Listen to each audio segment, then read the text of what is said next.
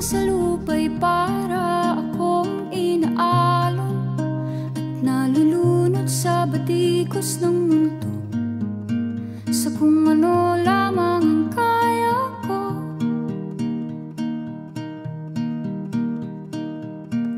Bigang-biga na sa mga problemang di masolusyonan agad, parang wala nang bukas. Pwede bang umiwas?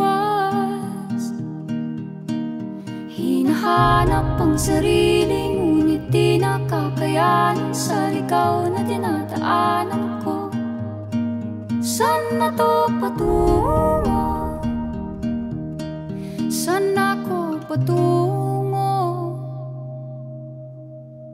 Dahan-dahan natin simulan